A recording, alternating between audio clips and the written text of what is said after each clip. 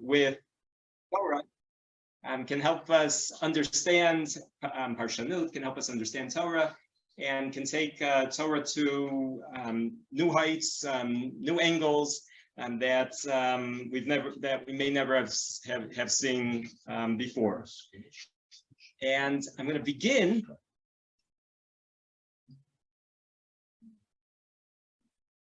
And I'd like to begin with actually a few reflections, which I generally don't do. But in this case, I think that we've all, almost everyone here is probably at least my age, maybe a little younger, but we've all, I think everyone here has lived through some of these events, which are actually very special.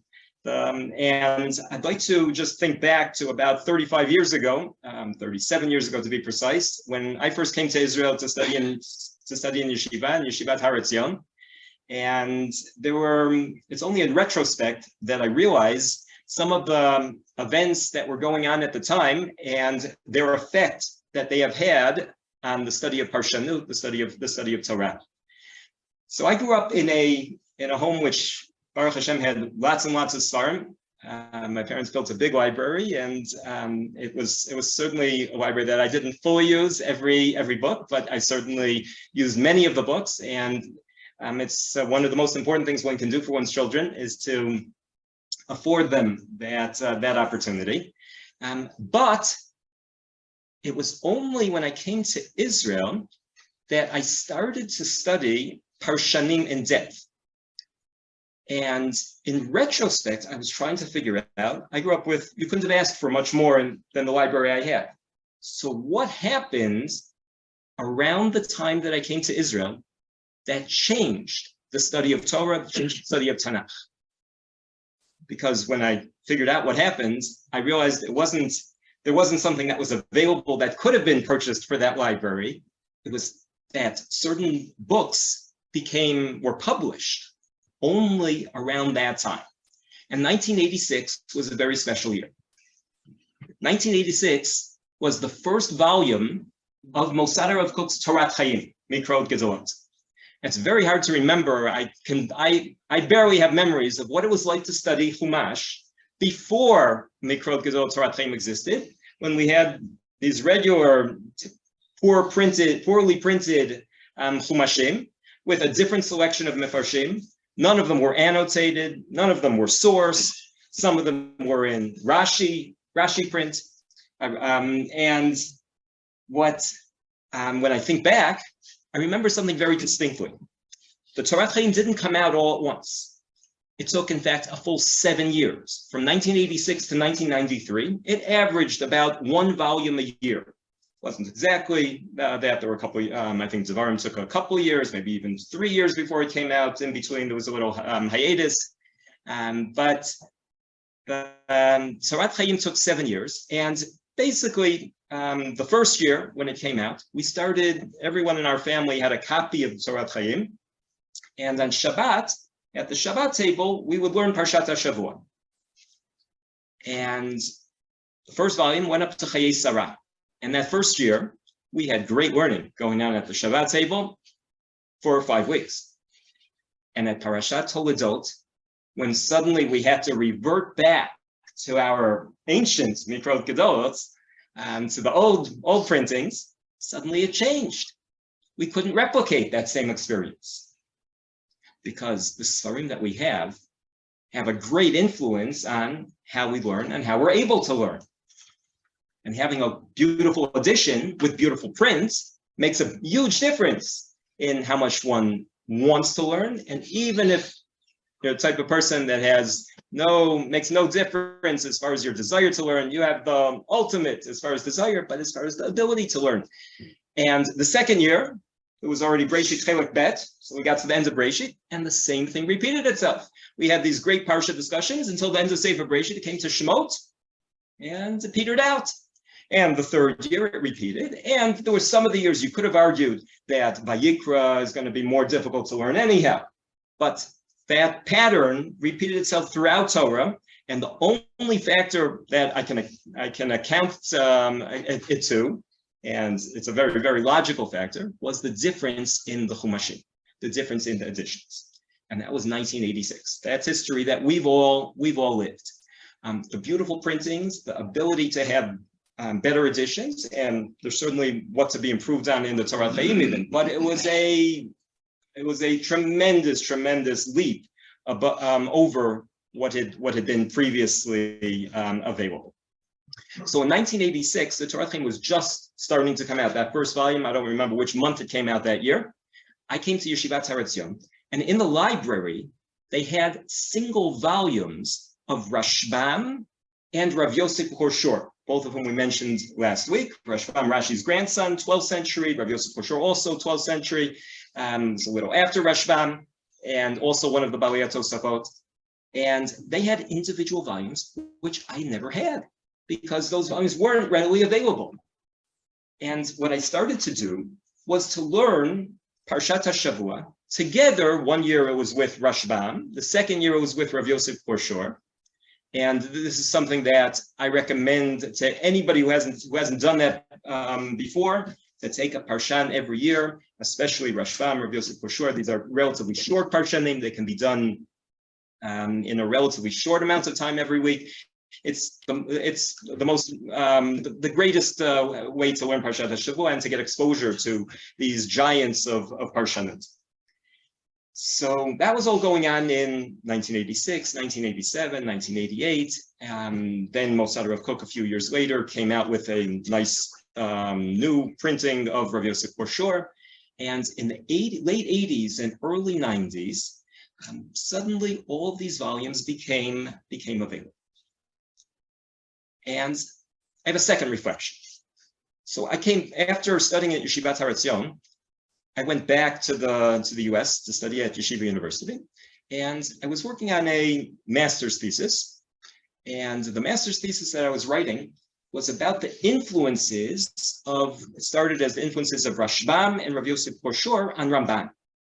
And this was a master's thesis that was all a product, really, of these new editions that were becoming available, this new accessibility. It's not that they didn't exist, but very, very few people had copies. They were out of print for a long time. It's very difficult to work like that when you don't have easy access. And at that time, my bibliography for my master's thesis was very, very small. There was almost nothing written on these parshanim. 20 years later, tons of people all over are writing on these parshanim. Bibliographies, you can fill up 20 pages now with articles. What happened? I'm fairly confident that this explosion of good editions, of printing of good editions, had an impact also on the scholarship, the amount of scholarship that was being produced. But taking it back a second, when I first spoke with my mentor, Professor David Berger, about the possibility of writing on this topic of Rashbam, the influences of Rashbam and Rav Yosef Horshor on Ramban's Perush, we had a meeting, and I remember this meeting very well. And he's a wonderful, very, very kind person, and he certainly wanted to encourage me, but he had a lot of skepticism. Is it really true that there were influences of Rashbam, Rav Yosef Horshor, and Ramban? And he said to me like this. He said to me, look, I showed him some examples, and he said, these are nice examples, but let's take, for example, a big question that, let's say, everyone knows in the name of Ramban. Let's take the example of, why didn't Yosef, in all the years that after he had become vice chancellor or whatever he was in Egypt, why didn't he send a message? Why didn't he send an email? Okay. So why didn't he send a courier to go to his father? He must have known that his father was terribly shattered by his disappearance. Why didn't he send to his father? So he said to me, a question like that. That's something like that appear in Rav Yosef Horshor. And I turned to him and said, yeah, in fact, it does. This question, which everyone knows in the name of Ramban, is he's actually preceded in this very question by Rav Yosef Koshor. Now, Ramban writes about it in Breshit 42, and we're going to come to that passage at the end. And Rav Yosef Koshor writes about it in Parshat Vayeshev in Breshit Lamed Zayin. But basically, the very same question is being asked by both of those Parshanim. Different answers. But what one sees when one looks at Ramban's Perush al Torah is that aspects that we assumed were Ramban's own innovations may have been influenced by earlier Parshanim. Now, this is really a fairly obvious statement that every Parshan is influenced by their predecessors. But it's more obvious when a commentator cites his sources. And let's say, for example, in Ramban's Chidushim and Talmud, if we look at Ramban's Chidushim al Shas, Ramban is constantly citing his sources. In his Perush al Torah, though, that's a sign that I should stop reminiscing and get to. In his Perush al Torah, though, Ramban rarely cites his sources, and that makes it more difficult. And it will also lend that impression that Ramban is a yesh me'ayin, that he's creating everything on his own.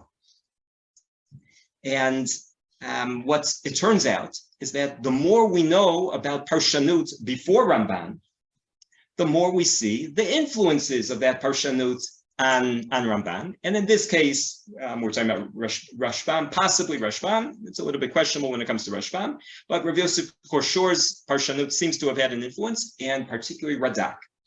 Ramban, when he would work at his table, it's unquestionable that he had, if he didn't have it, a manuscript, obviously it wasn't printed copy, because that was before printing. If he didn't have a manuscript of Radak's Perush on Breshit and Radak's Sefer HaShorashim, Radak's basically lexicon that he had written, and he had memorized it all and he had it all in his head, because sections of Ramban are verbatim, lifted, identical to this material in Radak, all over his Perush al Torah.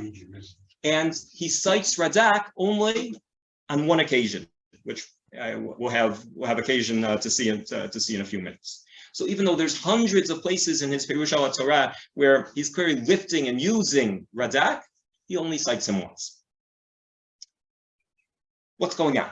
How do we understand that? How do we explain that? So these are why isn't Ramban citing his sources? So these are not such simple questions. The standards of plagiarism were different in medieval times than they are today. And in addition, what Ramban generally is doing when he cites his sources is he's citing people that were well known, that had become canonized. So in particular, he cites Rashi and Ibn Ezra, who lived significantly before him. Radak, who's living in his own time, his Perush was less known, had become less canonized, and therefore there was less need or benefit in citing Radak's Perush. It's not a Perush that everyone would have had readily accessible. So when Ramban cites Rashi and Ibn Ezra, he's citing them so people can refer to them, so people are already familiar with them, and he's generally citing them to disagree with them. So when Ramban disagrees, then he's citing his source because he wants to tell you who his opinion is being contrasted to. When he's adopting and building upon other earlier commentators, he generally doesn't cite his sources, because then he's taking them and he's incorporating them in his own material. Now, by modern standards, we probably would do a little differently, but that's the medieval mentality. Now, what I'd like to do before we get into passages in Ramban soon, is take a look at a tool which will give us some insights as to the development of Parshanut in general throughout history. And this tool can be accessed on Al Torah from the top menu here, the Sifriyat V'Kelim menu, which has Mapat HaParshanim and Sir Zman Shel HaParshanim. Or it can be accessed from the sandwich menu in the top right corner, also again under Kelim. So if one goes to alatorah.org There's multiple ways of accessing things, and we're going to go now to Mapat HaParshanim.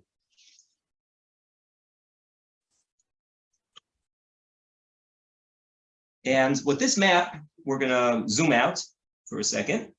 What this map will do, and one can, of course, argue about who is included on the map, but this map will give us a sense of all of the major figures from the last 2,000 years in Parshanut are basically each one is included in one of these balloons. So one can see from a bird's eye view where Parshanut, who have been the major figures in Parshanut throughout history, basically for, like we said, for the last 2,000 plus years. So we can see that there's not a whole lot going on in South America, not a big surprise, not a whole lot in Africa or Australia, and most of Asia. So none of these are big surprises. North America, we're also probably not so surprised because we'd be limited in time period. And most of the major advances in Parshanut are going on in Europe and in Israel. That's right. Now, if we zoom in a little, so we'll be able to see different, we'll be able to see close, there'll be more balloons, and each one of these balloons one can click on and see the different figures. And then there are links to pages about each one of these parshanim. So if one clicks on the blue links next to Rashi, the print may be a little small, Rashi, Rabbi Yosef Karo, Rashbam, Rabbi Tam, those links will connect you to pages about those parshanim. And one can use the filter on the side, which is what we're going to be doing right now, to limit the map to only a certain time period. So we're going to limit it to 1,000 to 1,200. And we're now going to see that a lot of those little balloons or whatever these are called disappeared. And it'll be a much, because during that time period, 1,000 to 1,200, about 1,000 years ago, there was little going on in some of the countries which later on, let's say Eastern Europe, later on would become a center of Parshanut, but that's going to be more about 300-400 years ago. There's nothing going on at that time. Where the major advances going on in Parshanut are in France, then in Spain, and also in Italy. Those are the three major centers of Parshanut. The Parshanim we saw last week, particularly Rabbi Yosef Karo, so he would be close to Paris in Troy, in where Rashi is. So yeah, does someone want to help me with that? Again, louder. Okay. So I'm not. You know what? I'm probably better off like stick to English and not to other names. I won't make pronunciation mistakes.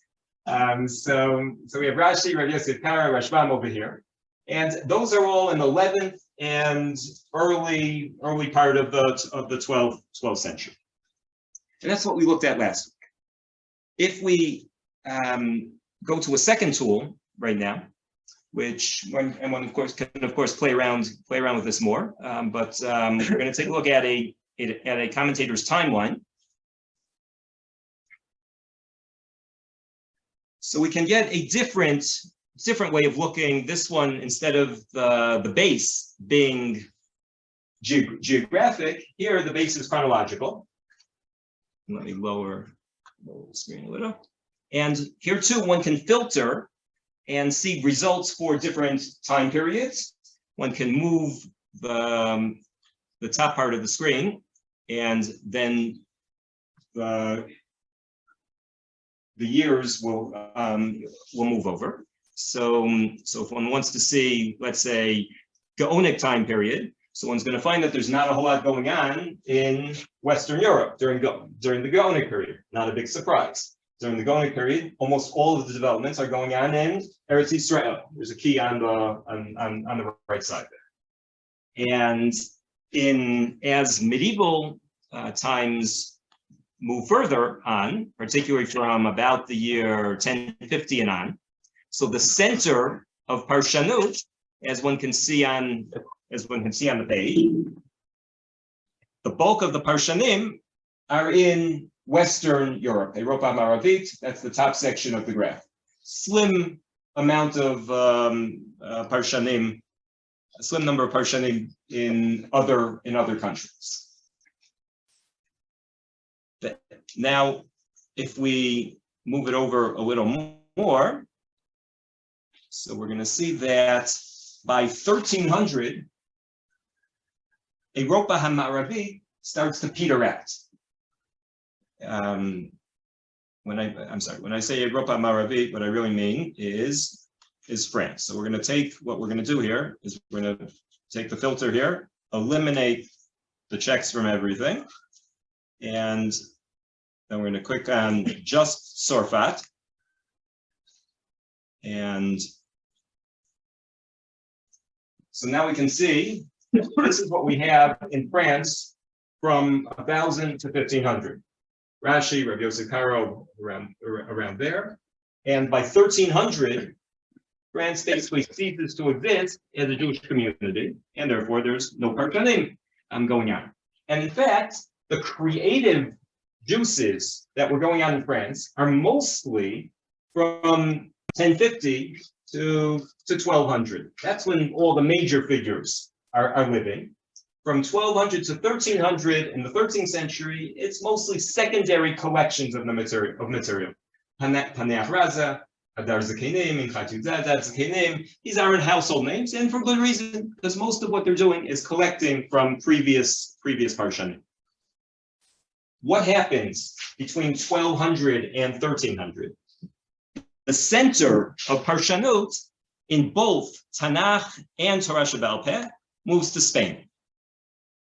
And we're going to check from the filter. We're going to put a check on Sfarad here.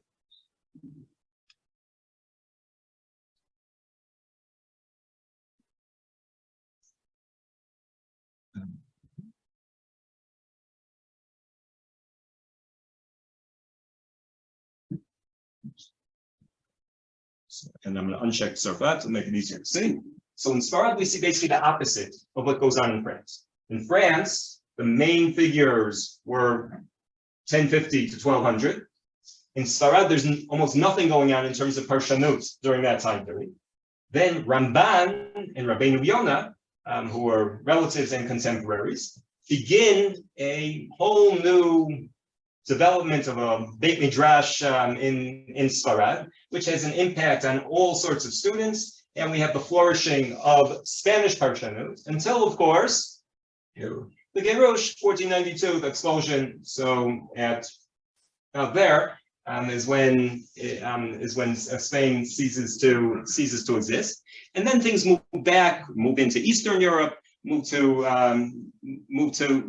other countries, and these changes as to where the centers are of Parshanut are very interesting questions. Why was France the center of tremendous growth in both Torah Shebiktav and Torah Sheba'al Peh in the 12th and 11th centuries, and in the 13th century, even before the Jews were expelled? Jews were still living for 100 years in France, but there wasn't a tremendous amount going on. And why did Spain become the new center where the new developments were going on?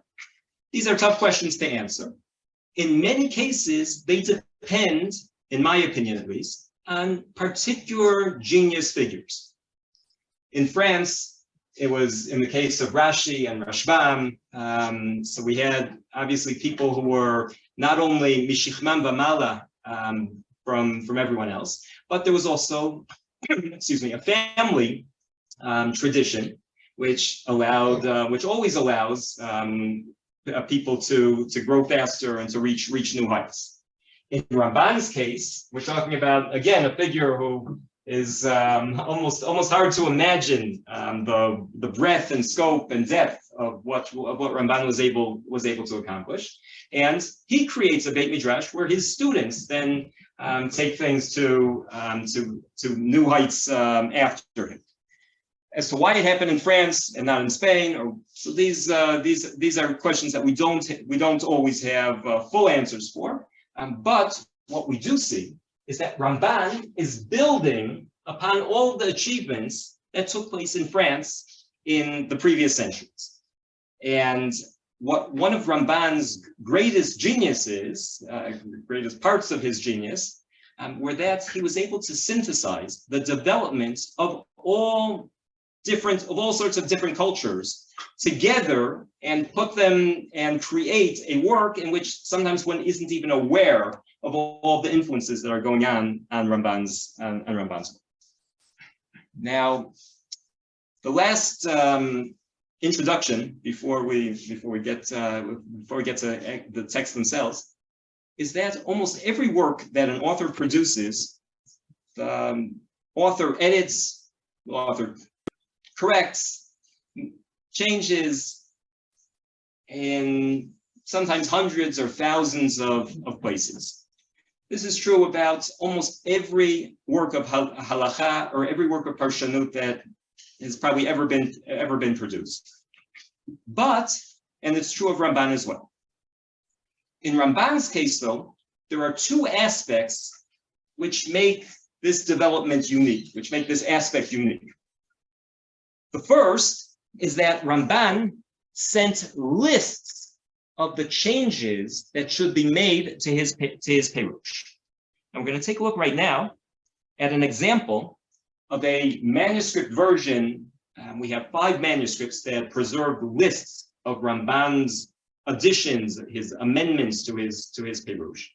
And this is something that we don't have for every other work. Rashi also was constantly modifying his works, but we have no manuscript which says, here's the list that Rashi sent of all the places that should be corrected in his Perush. In this manuscript, which is a London manuscript, so Elu HaTosafot Shehusif Haravzal Beperush Ze Bioto. Okay, want to read the next word? Okay. Be'ako. I'll make it a little larger.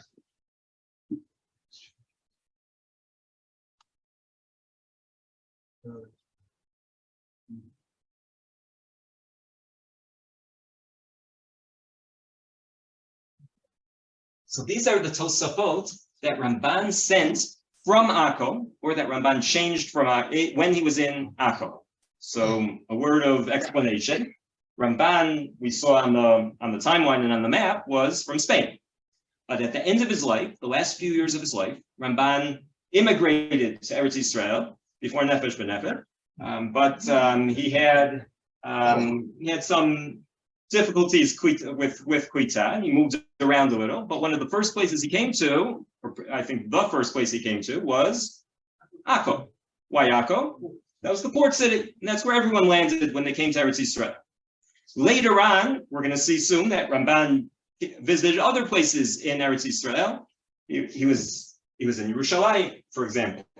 And Ramban, but ultimately Ramban settled down in Akko for the last few years of his life. And here we have a list of changes that Ramban made to his Perush, even though apparently he wrote, according to everyone, he wrote at least the majority of his Perush in Spain. So here is the list of additions that in each one of these will then record. In Breshit, the Pasuk, Vayikra Elokim L'Rakia Shamayim. And then he writes down what should be added in that pasuk, where it should be added, and we have 5 of these lists preserved in different manuscripts. There are 2; they're not all the same. There's basically 2 types of these manuscripts, and the lists are very different. But that's a more complicated detail. So that's one unique aspect. Where was this manuscript discovered? This is a manuscript which exists in the London Library, is where the original is preserved, and it's digitized. It's available online. You can access it anytime you want. There's a London manuscript, a couple Parma manuscripts, and there's 5 in total. So that's one unique aspect. The second unique aspect is that in Ramban's case, he didn't just add things to his Perush, but on some occasions, he said explicitly, I added this when I came to Eretz Yisrael. So even though in the Rambam's Pirush, we have the Rambam's autograph for some of his works. So in the Rambam's case, so we can see in the autograph on the margins, the Rambam's changing and deleting. We'll see some examples of that in Ramban, though we don't have his autograph.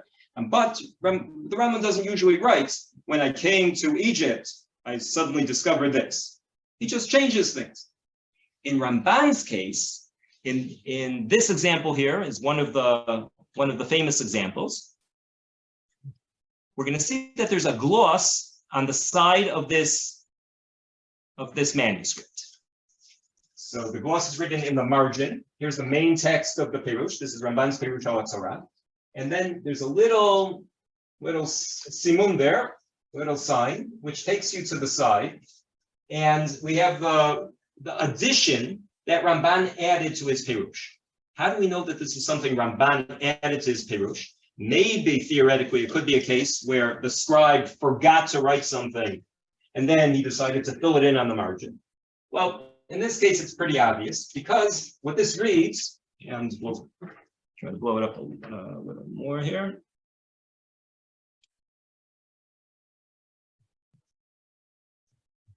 It gets a little blurrier. Zek katabti tchila, ve'achshav shezachiti ubati liRushalayim shevach lakel hatov ve'hameti ra'iti be'enai, and then he continues to tell you what he saw.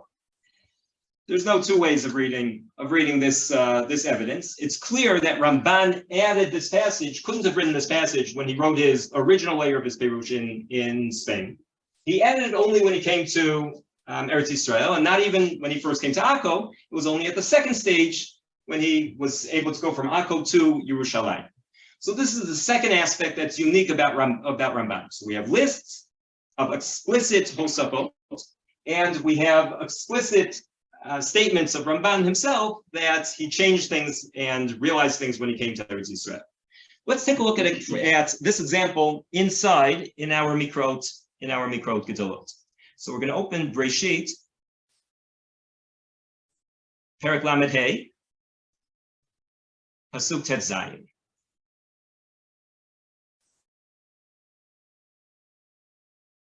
These lists of hosafot, which existed in manuscript, were known already for almost 200 years. They were known to scholars. Most of the people putting out editions of Ramban's Pirush, though, didn't know about these lists and didn't pay any attention to them, and so they weren't aware that Ramban was adding and changing things in his commentary. So that meant that sometimes what got published was the old version of Ramban's commentary and not the updated version. In most cases, that didn't happen. So we're fortunate that even most of the vulgar editions of commonplace editions of Ramban, they're reasonably okay. But in some cases, there were things that were messed up.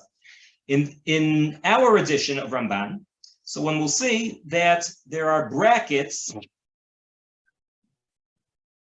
like over here where the cursor is, around the passages that are added, and then notes that document what Ramban is adding to his Pirush at his second stage. And the advantage to reading it here rather than the manuscript is that should be easier to see. So we'll see that in this passage, Ramban is discussing what the words kivrat haaretz, vayisumi beitel, vahiod kivrat haaretz lavo Efrata, vateled Rachel vatakash belita. So Yaakov and his family are traveling from Beitel, and they get to a kivrat aretz before they got to Ephrata. And that's when Rachel went into labor, and she then dies there and is buried there. But what is a kivrat aretz? So Ramban cites Rashi, who's citing Menachem, Machberet Menachem, one of basically the first Hebrew lexicon. And Menachem Peresh, that kivrat is from Lashon Kabir, great, Mahalach Rav. So they were a long way from Ephrata. Ephrata is Beit Lechem. Derech Ephrata, he Beit Lechem, as we know from other psukim in Torah and in Tanakh. So Menachem said they were a long way from Beit Lechem. Ramban then says, he cites Rashi himself. Ve'ein ze pshuto shel mikra. This is Rashi, as you can see on the side. This is exactly what Rashi writes. Ve'ein ze pshuto shel mikra. Rashi himself says, shehu shem midat karka. Then Ramban says, "V'hanachon ma shechashavlo Rabbi David Kimchi," and this is the only place in his commentary where Ramban cites Radak. And he says that hakaf ledimayon ve'einena shorshit. So Radak said that kivrat doesn't come from kabir, in which case kaf bet reish would be the shoresh, but the kaf is ki birat aretz, like a birata aretz. Well, now the only question is, what does birata aretz mean? But that's how Radak differs from Menachem and Rashi. Can you just enlarge that a tiny bit? We'll hit the magnifying glass.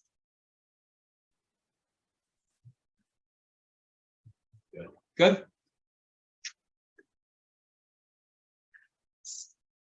So Ramban says, Rabbi David Kimchi, and then he quotes Radak's Perush. And you know what? We're not going to get into the details of Radak's Perush because we're going to run out of time. Then Ramban writes, Ze katavti tchila.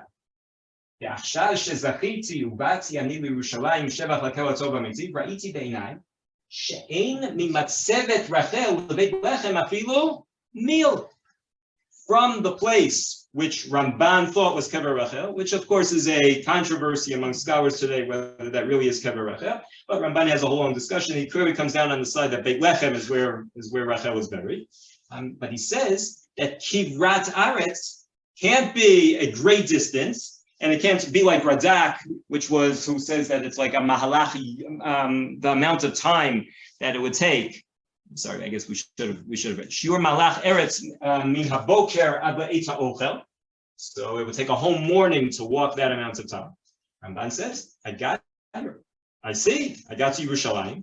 I see the distance between the Matseva and Kever Rachel, which existed already in Ramban's time, and Beit Lechem. It doesn't take you the whole morning to walk it. It certainly doesn't take you days to walk it. You can walk it in a few minutes. So Ramban says it can't be nehu gam divrei Menachem, aval hu shem midah ba'aretz k'divrei Rabbeinu Shlomo. And in this case, Ramban says, you know what? The data, the reality of the situation, the geographical data supports Rashi. And in this case, Rashi, even though he probably had no geographical knowledge of what was exactly going on in Eretz Yisrael, but in this case, Rashi was Koleah. And so here we have one of the explicit mentions in Ramban where we know that he updated his Perush. Originally, he said, B'nachon ma shekatav Radak, ma shekatav Rabbi David Kimchi.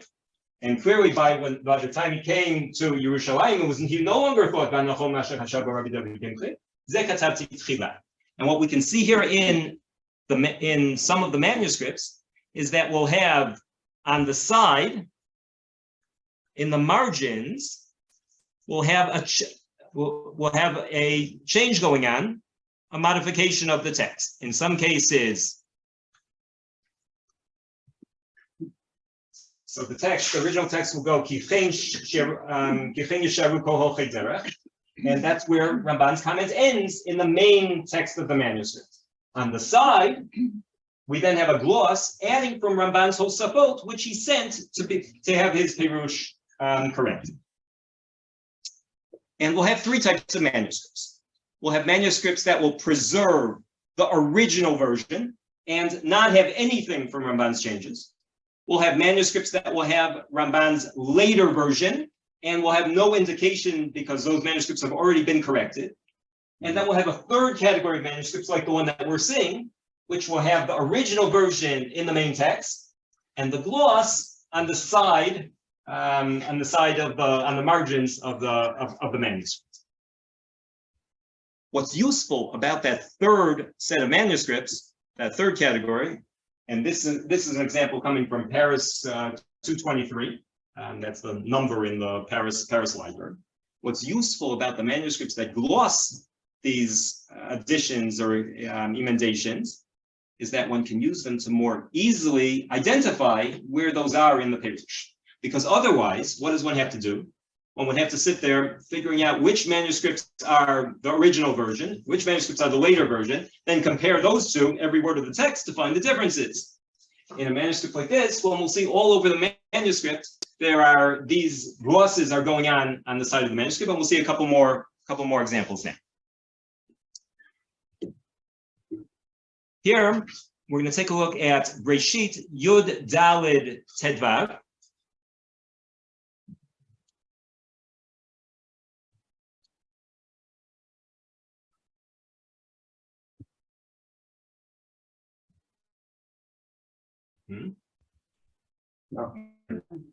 Okay, so Ramban here has a very, very interesting comment.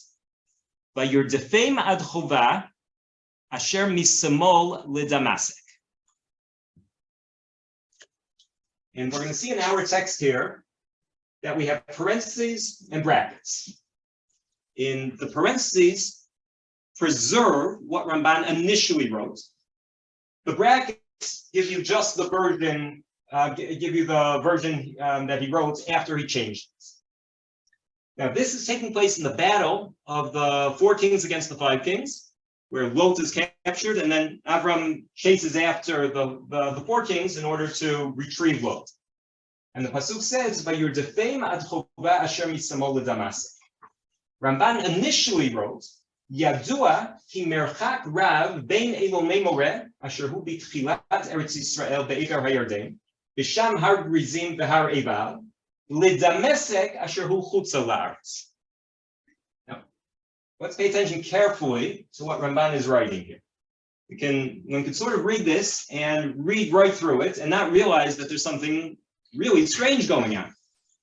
Ramban says there's a great distance, and that for sure there is, between a Lomei Moreh and Damesek. Why is Ramban telling us this? Why do we care?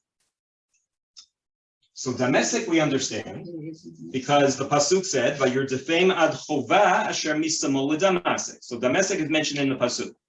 But why is Ramban suddenly bringing in a Lomei Moreh? Who cares what the distance is between Elonei Moreh and Damesek?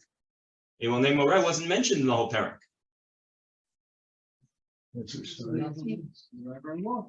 Well, where was Avram in Parak Yodal?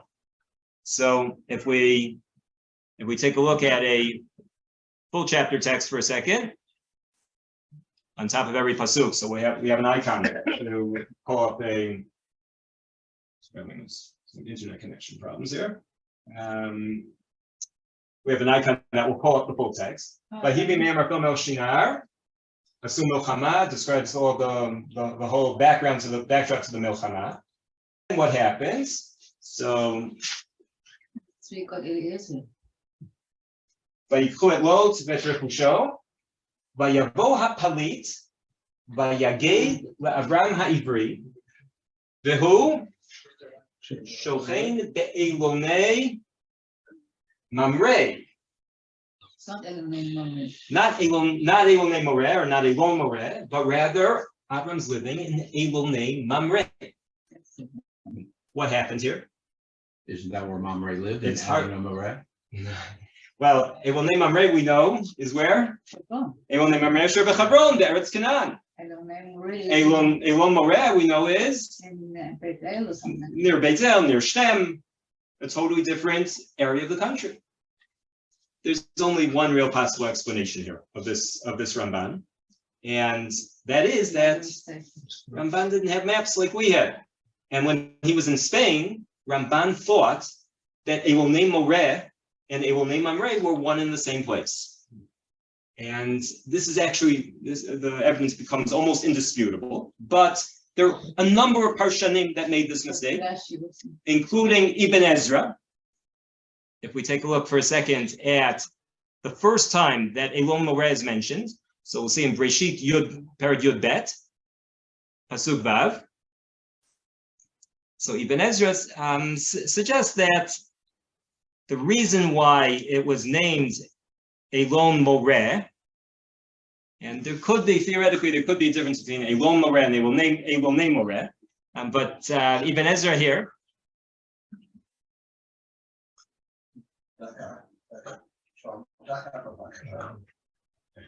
Moreh, yesh omrim. Is everyone with me? I'll highlight it for a second. Everyone say Moreh, yesh omrim. Shehu mamrei ba'al brit Abraham. So Ibn Ezra clearly understood that Moreh and Mamrei were connected. So it was named Elonei Moreh because that was Elonei Mamrei. And that's what Ramban apparently thought when he was in Spain. How do we know, what does this have to do with Ramban's changes? That would seem to just be a simple mistake. So we see that there's some manuscripts, in fact, most of the manuscripts in that case, preserve the original reading of that pasuk. And in this manuscript, what we'll see is by your Tefei Mad Choba, and I'll blow it up so we'll be able to see it a little better. By your Tefei Mad Choba Asher Mitzamol with Damasek. And then V'yadua ki yesh merchak Rav ben Elonei Moreh Asher hu b'tchilat Eretz Yisrael. So this clearly has the original version. And this is our same Paris 223 manuscript, which in general preserves the earlier version of Ramban.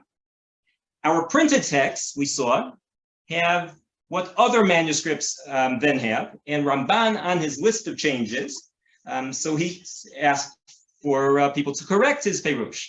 Because once he saw that he had made such a bad error, so he was probably the first, I don't know if he was embarrassed, but the first thing he wanted to do was make sure that people shouldn't be misled by his error. So in two places, he corrects his Perush. And that's what we have in the square version here. Ki merchak Rav min Elonei Mamrei asher bechevron be'eretz Yehuda. Notice that extra words going on there. It's not just that there's merchak Rav between Elonei Mamrei with Damasek. The Ramban is emphasizing that it's be'eretz Yehuda. There's something going on here. And if we look at Ramban in a second place on that pasuk in Breshit Yud Bet, so we'll see that there too Ramban is even more explicit, and there he has a full-blown discussion. And he goes through, this is the famous Ramban and Maseh Avot Siman Labanim. But then in the continuation, we'll see that he deals also with this issue. Ve'elon Moreh, ze hu bimkom Shechem. V'nikra gam kein Elonei Moreh. So Elon Moreh and Elonei Moreh are identical. Kamo shekatuv mol hagilgal etzel Elonei Moreh. V'sham har Grizim v'har Riva b'Shem. V'karov la'Yarden. And they're different. Aval Elonei Mamrei hu makom asher hu be'ir Chevron rachok min ha'Yarden. The only explanation of what's going on here, why does Ramban have to discuss Elonei Mamrei in the context of Elon Moreh? And why does he have to discuss Elonei Moreh in the context of Elonei Mamrei? So the only explanation is that Ramban is trying to correct an error, what he thought had been the case until now. When he gets to Eretz Yisrael, suddenly he has a much better understanding of the geography. Now, these are one category of changes that happen when Ramban comes to Eretz Yisrael. A second category of changes has to do with who Ramban has in his library. We started by talking about the influence of books and what editions we have available to us and how they impact our learning. And what's true for us was also true for Ramban. In this case, we're going to take a look at a very famous Ramban on the pasuk in Vayikra. And this has halacha l'maaseh ramifications. I know Phil he'll be happy with me. So we're going to take a look at this Ramban, Perek Gimel, pasuk Zayin, and the pasuk of Kol Melechet Avodah Lo Tasu. And I say of the pasuk, there are many psukim that talk about Kol Melechet Avodah Lo Tasu. Basically, by every one of the chagim, every one of the moadim, we have Kol Melechet Avodah Lo Tasu. And What level do you find in Torah Chaim of these changes in the Ramban? Chevelle, you don't find anything. Chevelle wasn't aware of them, even though he should have, the original, even though his contemporaries were aware of them. Right. So in general, what you get in most editions is a fuller nusach, because what happens over the generations that people, when they see something missing, and most of the changes in Hosafot are adding to the text. Like in this case, there were changes being made, but most of the time Ramban is simply adding. Most of the time Ramban didn't make big errors. So he's just coming up with new commentaries, new interpretations. So those generally get filled out. So in Torah Chaim or in Shavel, which is the Shavel edition of Ramban, you have a mostly missing some of them, but it's a minority that they're missing. So you're getting mostly the later version of Ramban. We're having connectivity problems here. Let's try again.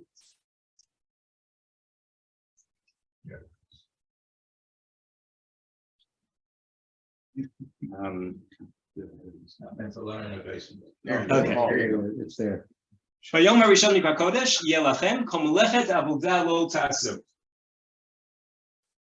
And this pasuk, like we said, appears many times. Most of the time, when discussing the Moedim, it says Kol Melechet Avodah Lo Tasu, with two exceptions.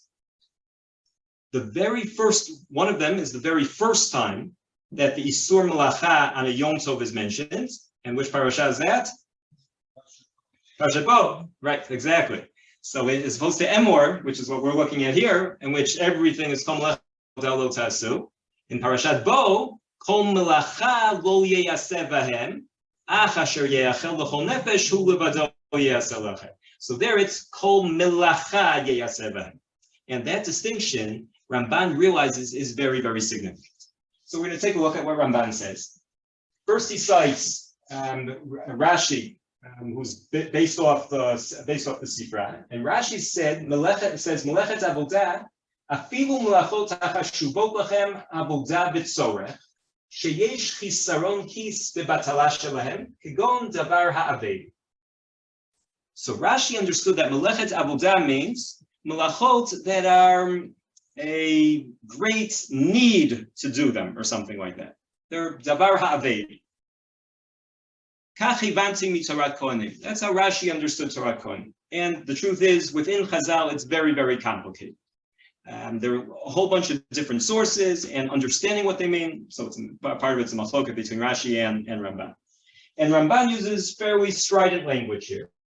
He says, "Ve'inenu nachom klal." Ramban says it's very hard to understand this pirush of this interpretation of Rashi. Because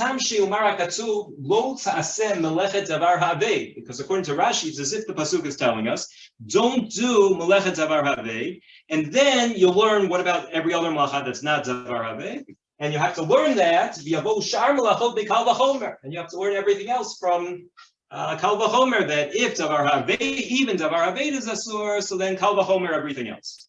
Ramban says that's kind of strange, right? The pasuk should be just telling us, giving us a blanket isur on doing any malacha. And if so, Ramban says, Ra'ui sheyomar af b'Shabbat came. So in Shabbat also it should have said Kol Melachet Avodah. But what does the pasuk say by Shabbat? Kol Melacha. It never uses, the Torah never uses in all the psukim that talk about Shabbat, it's always Kol Melacha.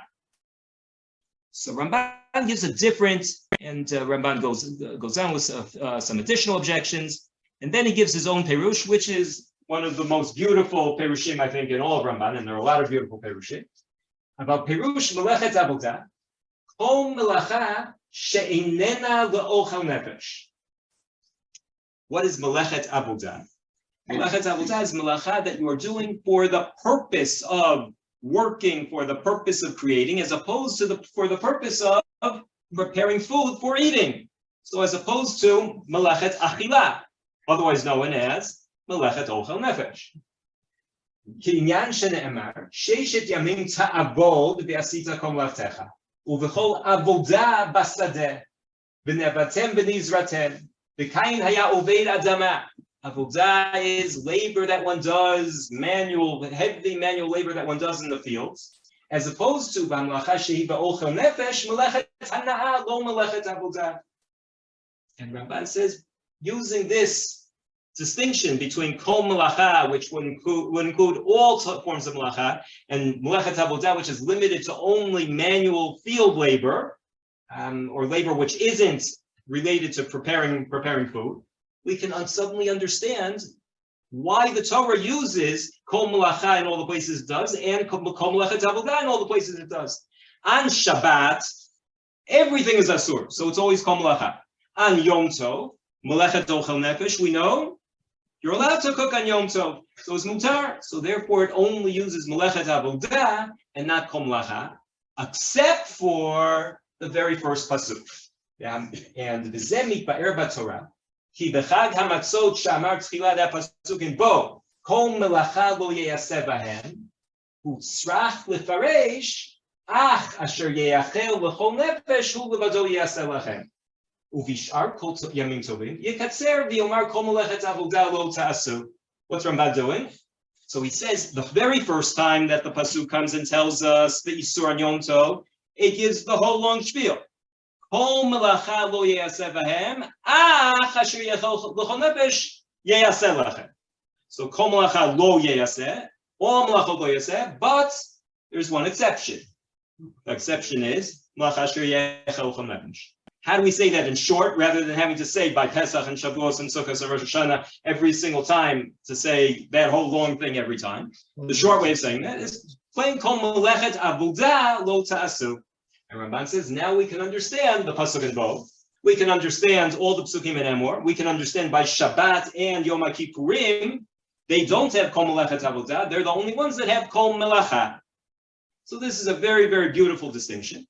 And one might even think that Ramban was the first one to suggest this distinction. And Ramban actually probably thought that he was, until he came to Israel. If we shuttle down a little in this Ramban, we're going to see that there's a bracketed section. And since we're on this, we're going to take a look at another tool on the site, which one can get to from the footnotes here. If we go to the footnotes, what are these brackets? So at the end of the bracket here, you'll see that there's a footnote. Each one of these bracketed sections is documented. I knew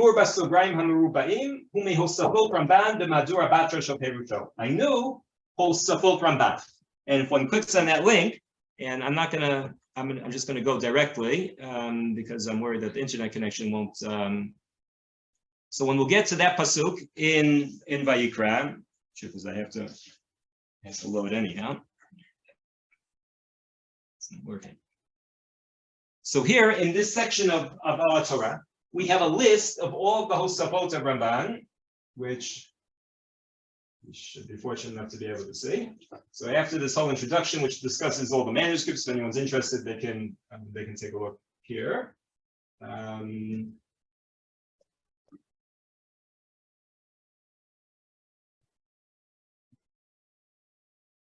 Here we have a list, which if one wants to, one can open them all. And for each one of these Hosafot, one has a toggle, and we're gonna go down to the Vayikra Kaf Gimel one.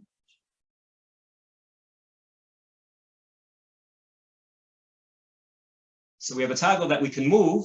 We can move this button from Eretz Yisrael to Sfarad. So let's see if we can get it all on the screen at once. So this is the Sfarad version. If I hit that toggle, let's try to get it. So then one will see that there's a whole green part of the Perush, and that's the color on the toggle. Green part of the Perush, which is added in Eretz Yisrael. Let's see if we can make this bigger.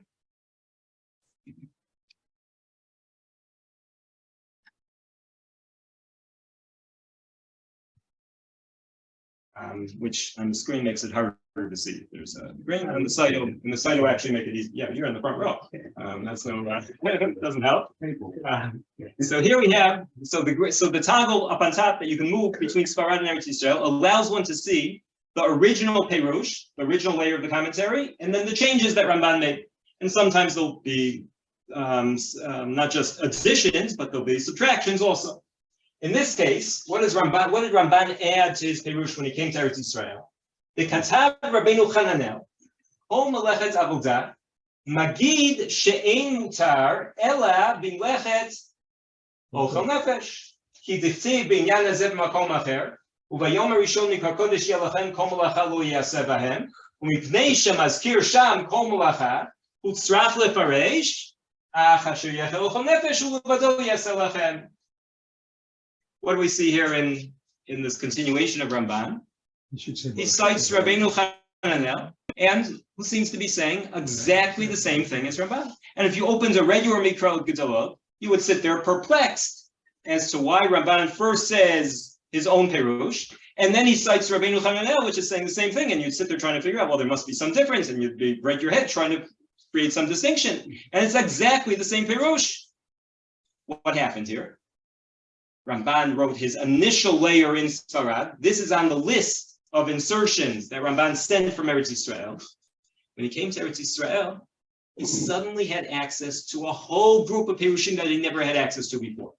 One of those Perushim was Rabbeinu Hananel. Ramban cites Rabbeinu Hananel 6 times in his commentary, and all 6 are from these lists of Hosafot, the later editions of Ramban.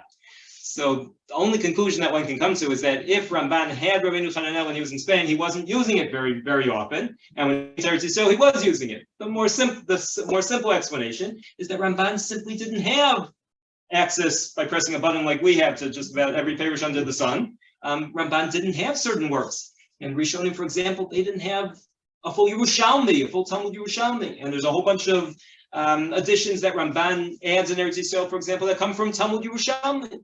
Things that we would think are so obvious that the Gadol Ador would have access to all this. He didn't always have access to it.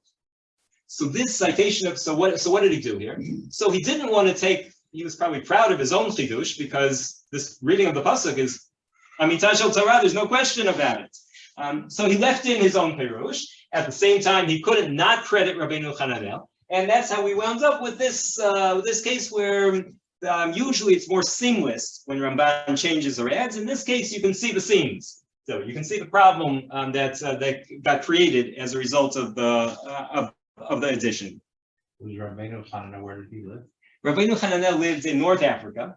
And and it's a good question which of his works, or why this Perush al Torah basically got lost and didn't get used during medieval times. Apparently in Eretz Yisrael they had a copy, and Sarah they didn't. Why that exactly happened, I don't have a good explanation. When did he live? Rabbeinu Hananel lived in the 10th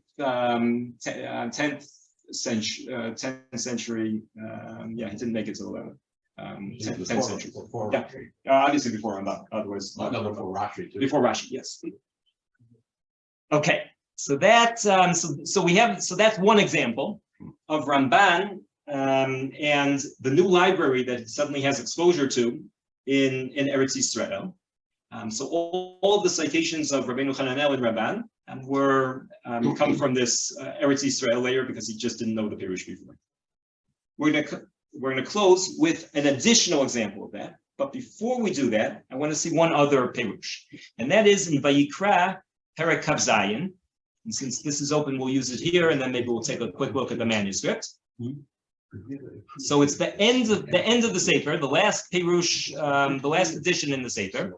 It's on the pasuk of Kol Cherem Asher Yochora Min Ha'adam Lo Yipadem Otumat. Tail end of Bechukotai.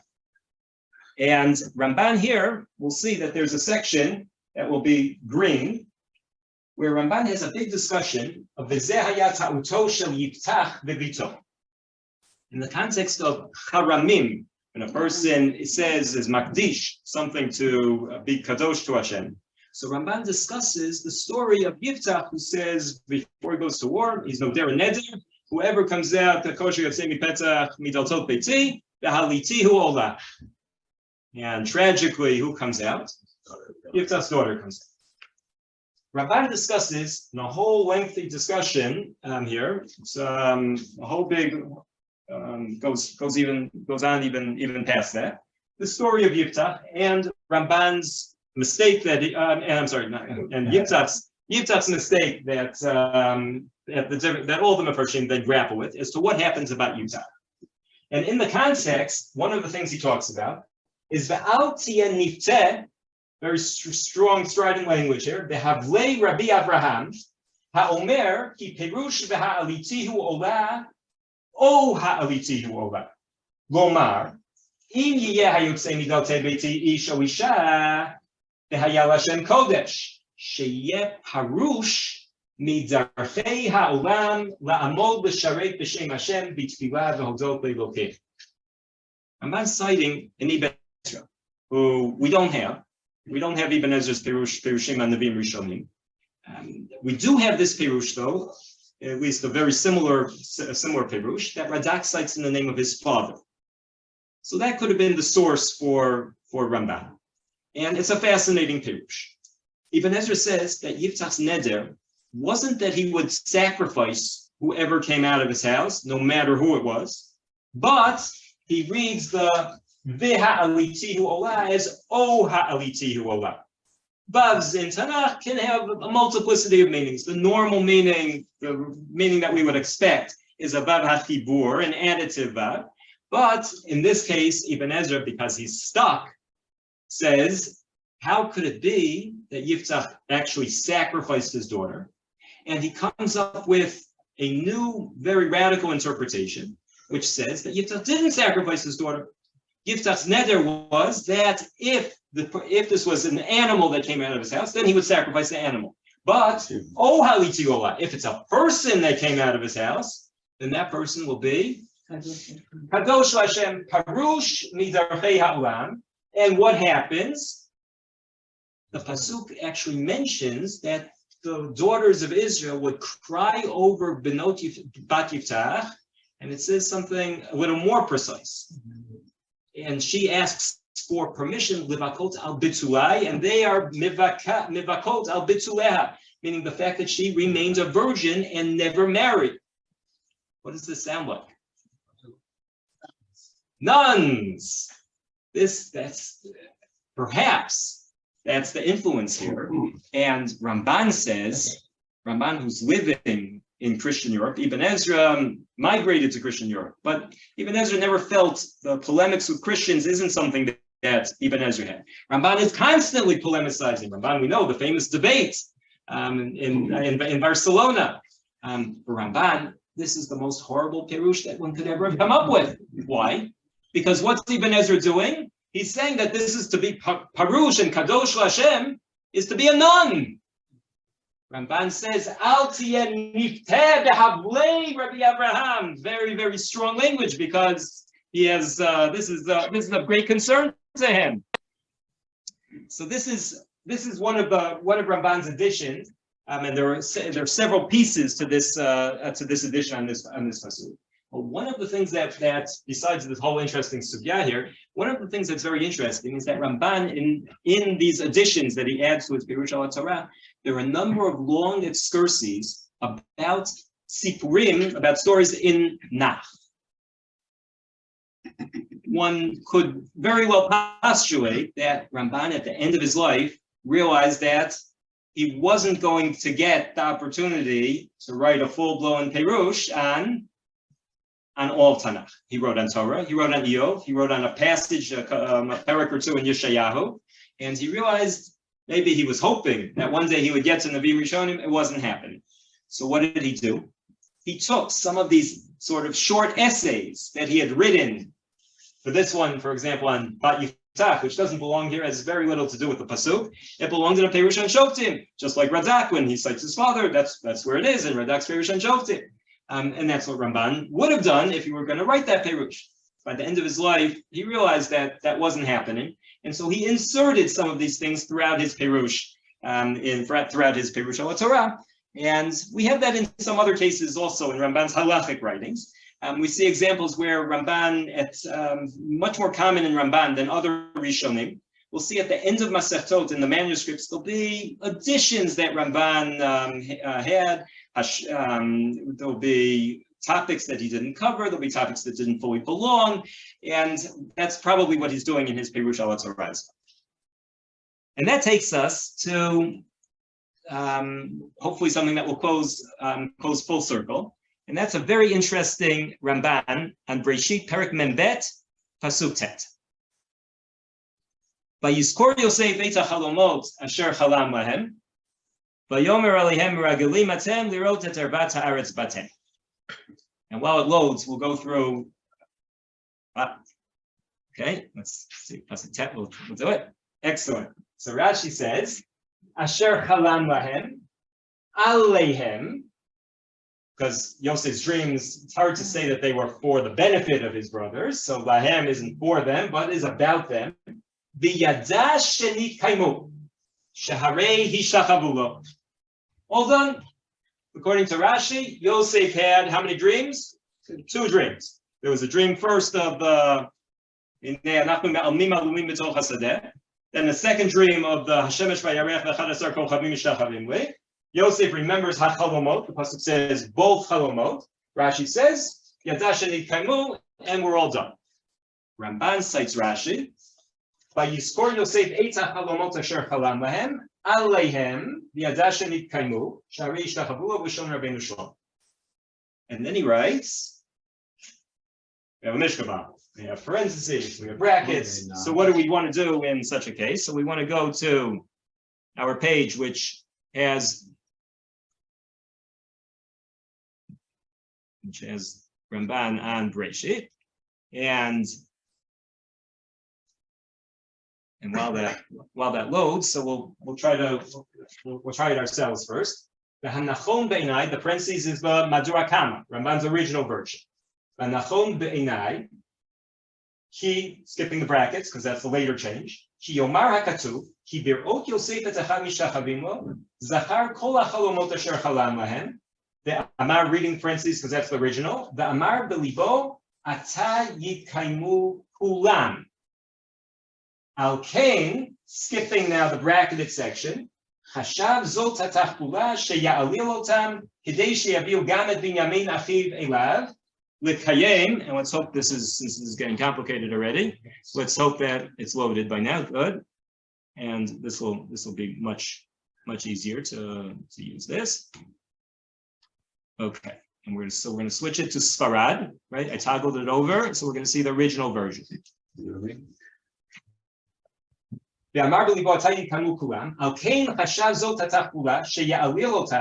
So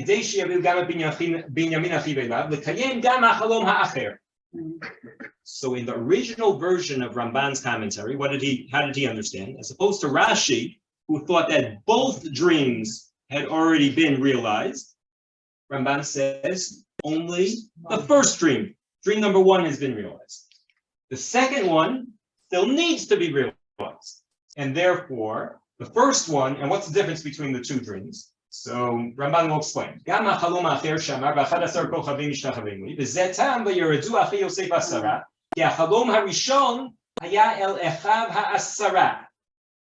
The first dream related only to 10 of the brothers, because who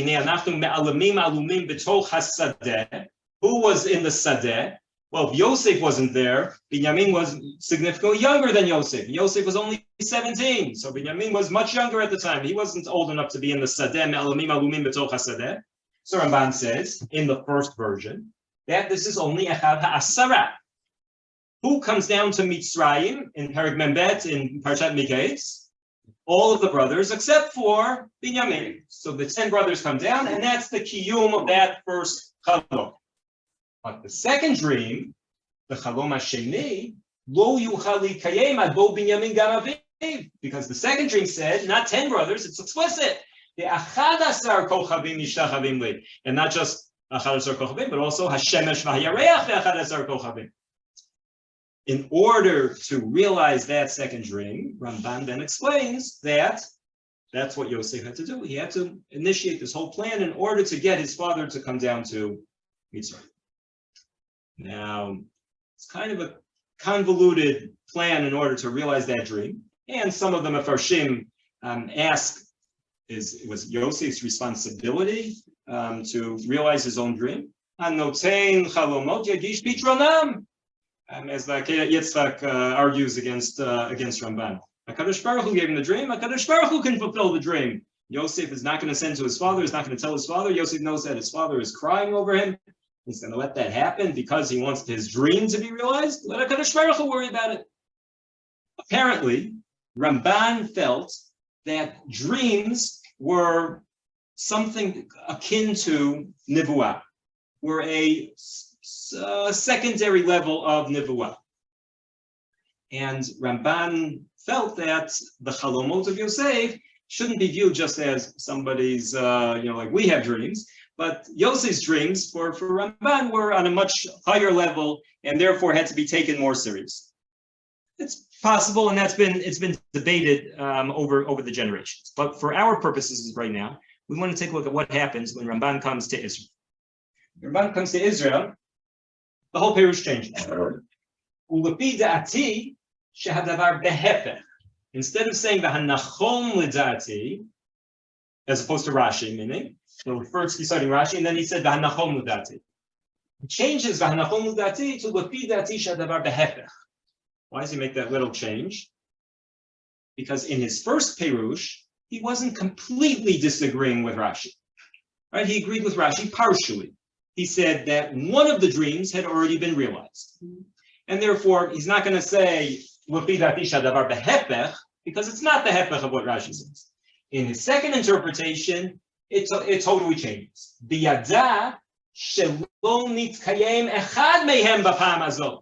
Because in his second reading of the sugya, Ramban says none of the dreams had been realized at this point. Because in the second version, in Eretz Yisrael, when he comes, by the time he gets to Eretz Yisrael, he says, he's reading even the first dream,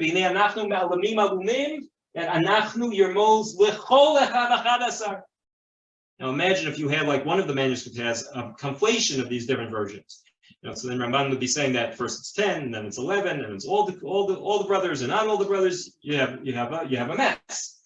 So having different manuscripts, the one's able to make heads and tails of what's going on. So both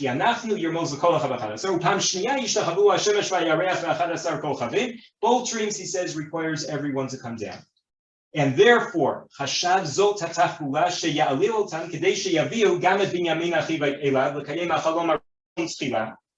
then the whole purpose of the second round, where he doesn't right away reveal himself to his brothers, is to get the second dream to come true.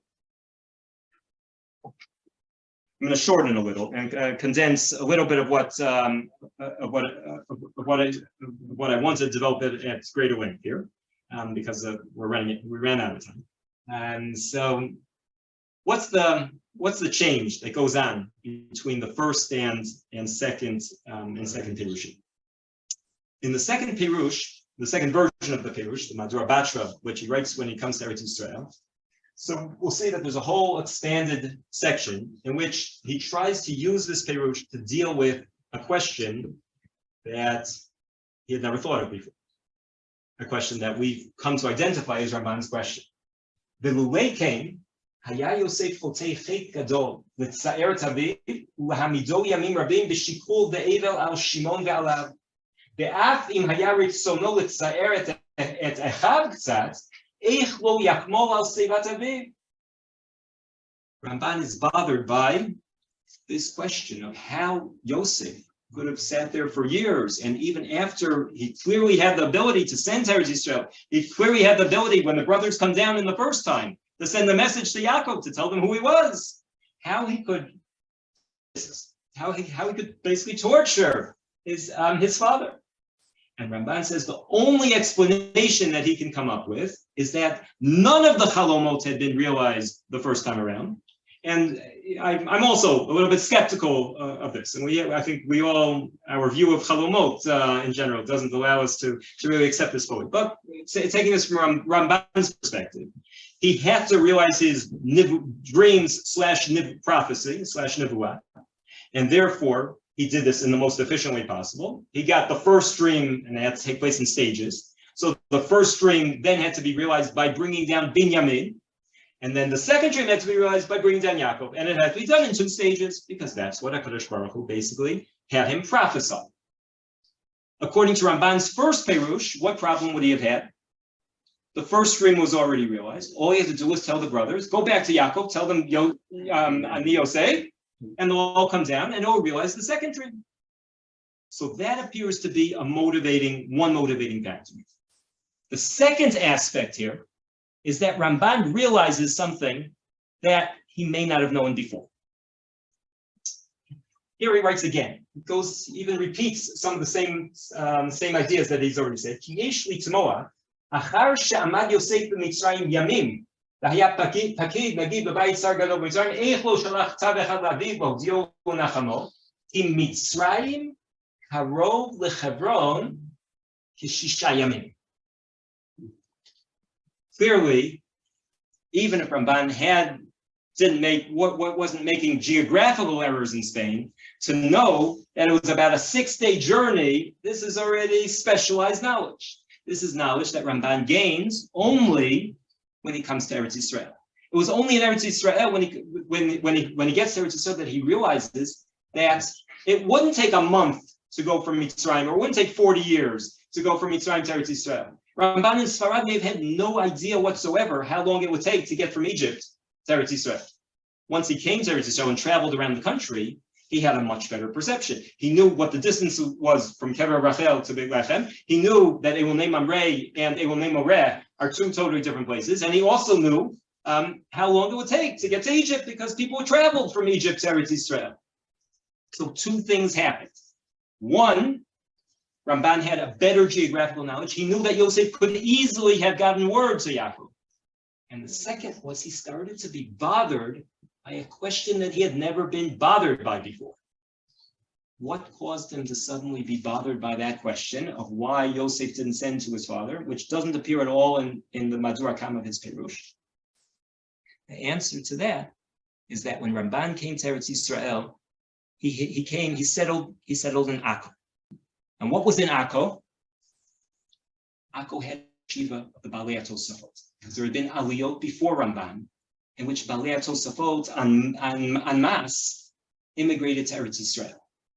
These Balei Tosafot had with them not just Perush of Rabbeinu Hananel, but they had Perush, Rashi, everyone had. Ramban had that in Spain. But they had Perushim of the Balei Tosafot that Ramban had never had in Sfarad. In particular, which Perush did they have that made a big difference here? The Perush of Rabbi Yosef Choshor.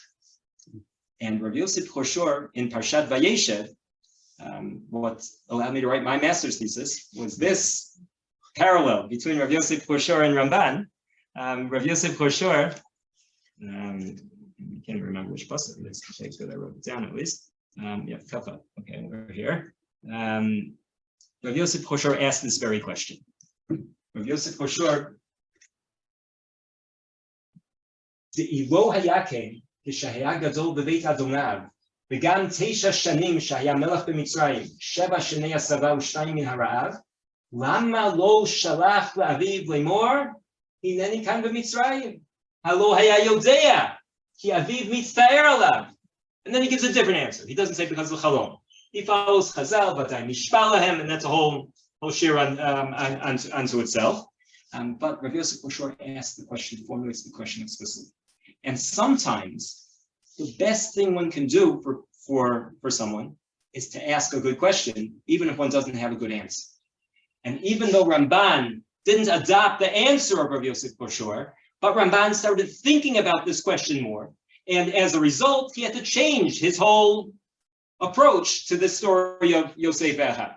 And whether we like his answer that he came to at the end or not, that's not the critical point here. What Ramban, the material, the new Perushim that Ramban had access to, caused even as great a person as Ramban to constantly be revisiting, rethinking everything he wrote, changing, correcting, not being embarrassed to say I made a mistake, and sending a list. Here are all the corrections that have to be made to my Perush. Here are all the new things that I continue to learn.